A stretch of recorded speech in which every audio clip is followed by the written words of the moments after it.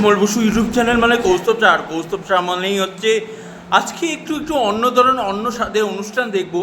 মাননীয় রাখি সরকার, স্বর্ণলতা সরকার, তার উদ্যোগে জেগে উঠো গৃহবধূ। আজকে অনুষ্ঠানটা হচ্ছে হুগলি জেলার, এবং হুগলি জেলার আজকে বিশেষ একটা অনুষ্ঠানে আমরা থাকবো হচ্ছে স্বাস্থ্য শিবির। চলুন ওনার মুখ থেকে সময় নষ্ট না করে আমরা শুনে নিই পুরো অনুষ্ঠানটা। দিদি বলো।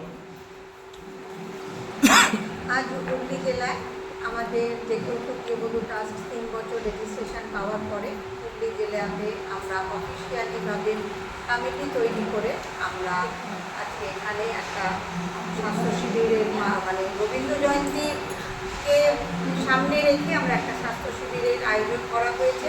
সেটা সম্পূর্ণভাবে তার কৃতিত্ব বলতে পারে আমার হুগলি ডিস্ট্রিক্টের প্রেসিডেন্ট মায়া রয়।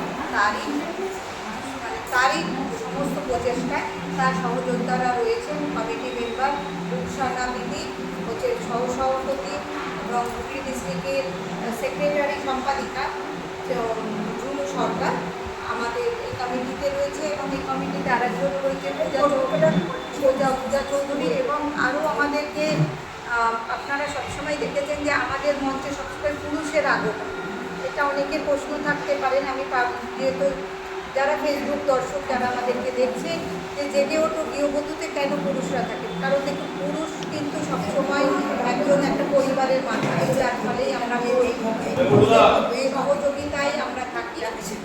আমাদের প্রত্যেকটা পুরুষ আমাদেরকে সহযোগিতা করে অর্থ দিয়ে, শ্রম দিয়ে, এবং আমাদেরকে অভিভাবক হিসাবে প্রত্যেকটা পুরুষই থাকি, কারণ বাড়িতে সবারই হাজব্যান্ড আমাদের ভাই, দাদা, বাবা নিজের জায়গা থেকে আমাদের সহযোগিতা করে।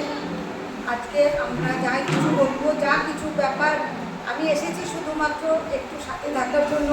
আজকে এই কর্মযজ্ঞে সব কিছু আমার হয়তো আমি হেলথের সহযোগিতা করেছি, কিন্তু পুরো ব্যাপারটাই হুগলি ডিস্ট্রিক্টের এত বড় রিস্ক নিয়ে, এত বড় দায়িত্ব নিয়ে, আপনারা জানেন বর্তমান পরিস্থিতি খুব মানে ভয়াবহ, তার মধ্যেও কিন্তু আজকে মায়া রয় আজকে এই যে একটা কর্মযজ্ঞের নিজের কাঁধে তুলে নিয়ে এগিয়ে এসেছে, এটা আমি অন্তর থেকে সেলুট জানাই, এবং ওনাকেও আমার প্রণাম। উনি আমার অনেক সত্যি মায়ের সমান।